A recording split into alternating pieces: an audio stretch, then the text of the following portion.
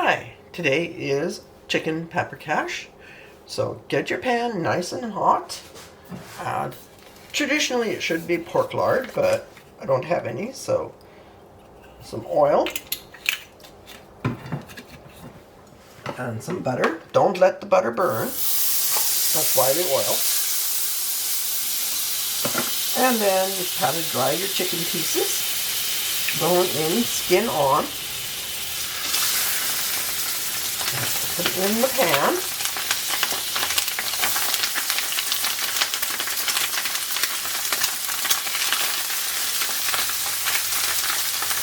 Now I have a spatter guard, so there it goes. Now we're going to wait for these to brown, and then we'll turn them over and take them out and put them on a plate.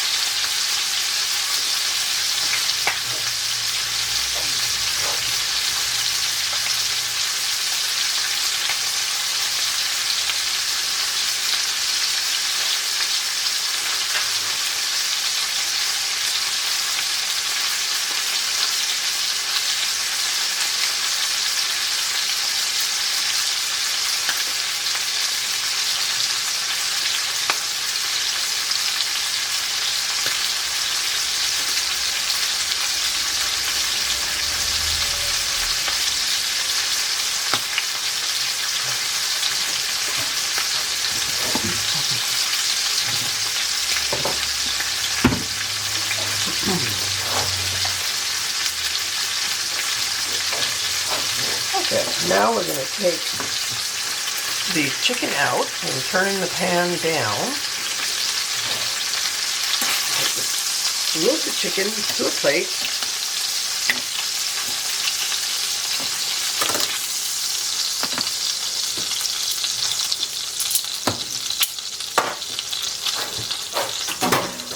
Get rid of the spatter guard. Now in the same oil, wait for it to cool a little bit, we are going to saute onions and garlic and some bell peppers. Generally you would want to use Hungarian pepper. I don't have any, so I'm going to use some just orange bell pepper. And finely chopped Roma tomatoes that have been seeded. Okay.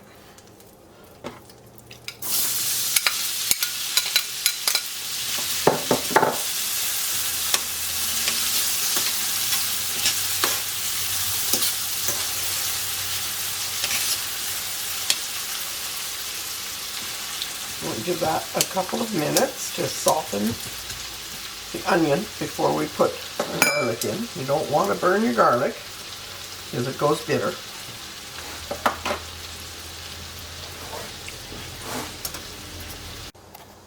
Okay, I seem to have missed a section there. I'm trying to record. Once your onions are sauteed and slightly browned, add your garlic, 1 clove, finely chopped, your peppers.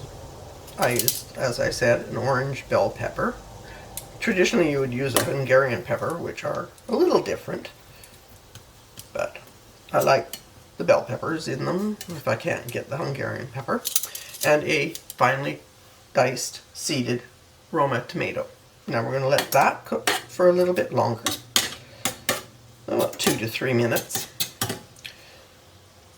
and then we will re-add the chicken and some chicken stock. Okay, now that everything smells wonderful and is cooking, you want to remove the pan from the heat because paprika burns very easily and it's very bitter if it burns. And then you want to take your sweet Hungarian paprika And depending on your taste, 2 to 3 tablespoons. I generally go with 1.5 to 2. And give it a good stir in there. Add your chicken stock.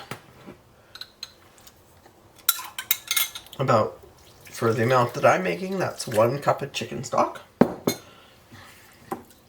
Stir, stir. Give it a good stir, put it back on the heat. And it smells, the amazing thing is that the smell, the aroma changes so much, and it just gets better.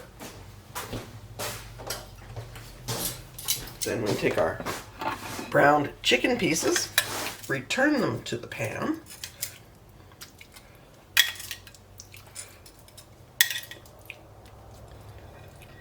And I like to pour in the juices too.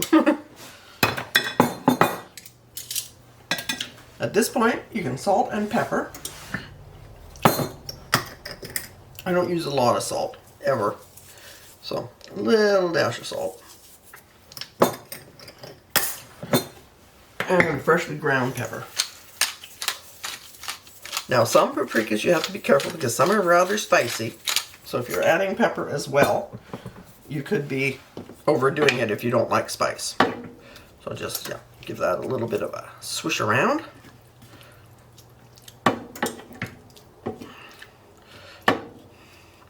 Now we're going to cook this for 40 minutes. And then we will continue from there with the sour cream mixture.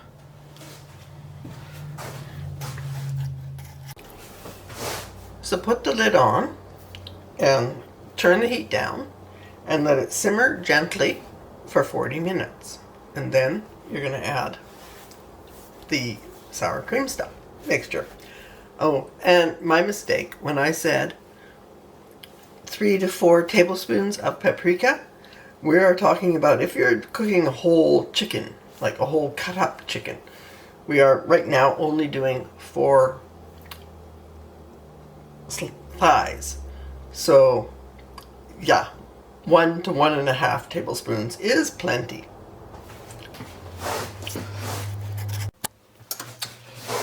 Alright, now we get to the important bit. We take the lid off of the simmered chicken.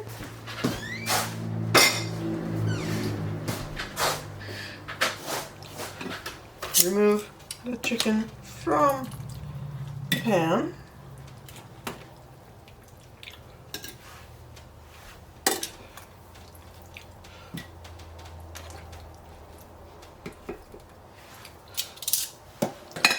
And we are going to stir in the sour cream and cream mixture, cream and flour. So this is sour cream, cream, and flour. So it's still a bit lumpy, and we want to whisk to get it smoothed in there good.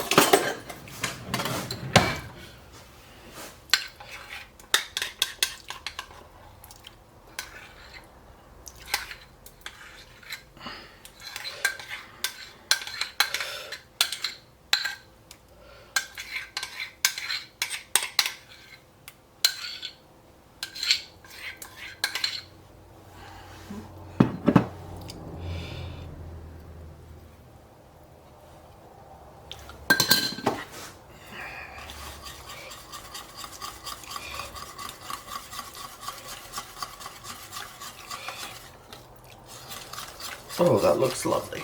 Smells delicious.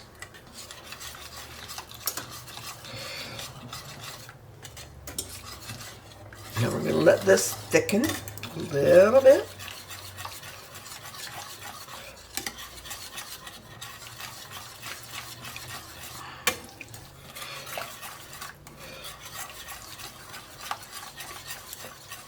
Look at the change in color. Isn't that gorgeous?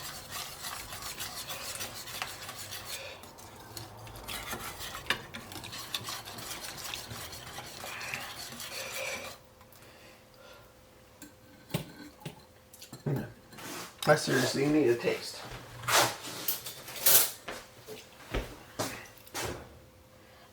And you should always taste, make sure you have enough salt, or make sure you don't have too much salt. That would be scary.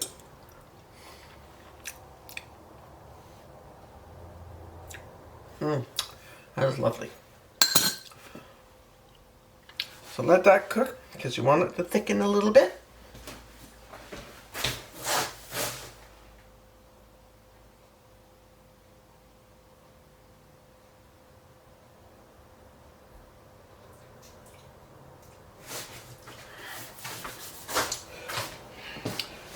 Now, since we need this to thicken a bit before we put the chicken back in and sauce it up, we have time to make some spatzel.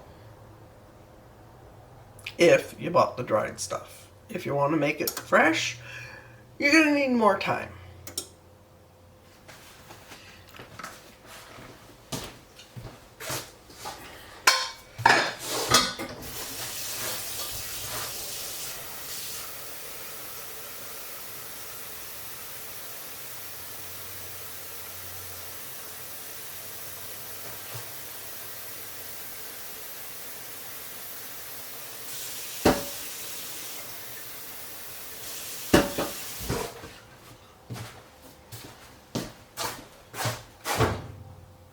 Large pot of water on high with a lid.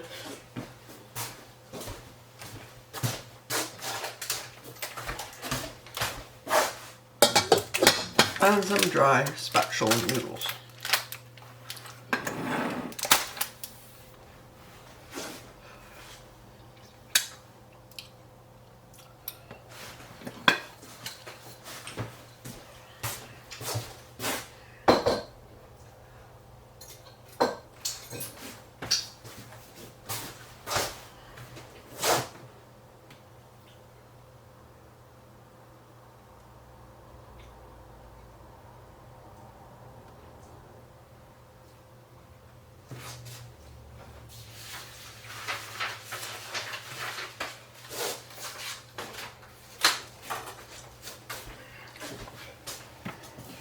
Of course, once the sauce is thickened, we will re-add the chicken so that it heats up again because it's been sitting out here and getting cool.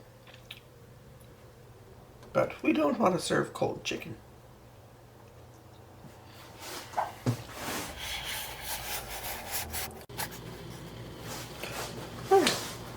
Now that things have been simmering and cooking wonderfully, we are going to put the chicken back in to the sauce. And just sauce it right up.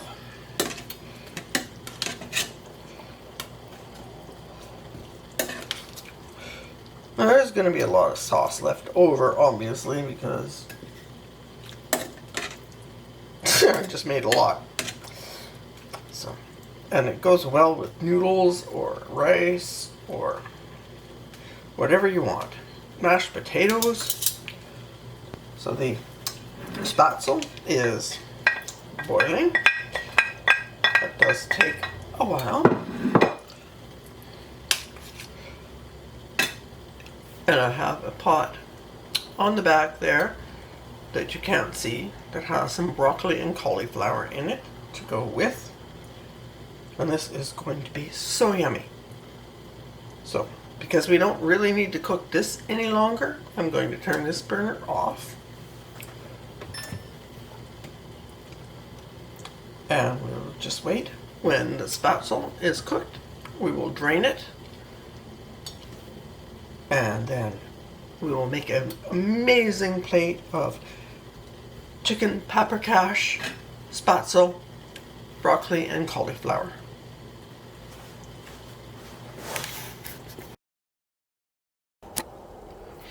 Okay, time to serve it up.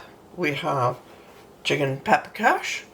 We have some spatzel that we cooked and drained. So we're going to do the spatzel. And the chicken.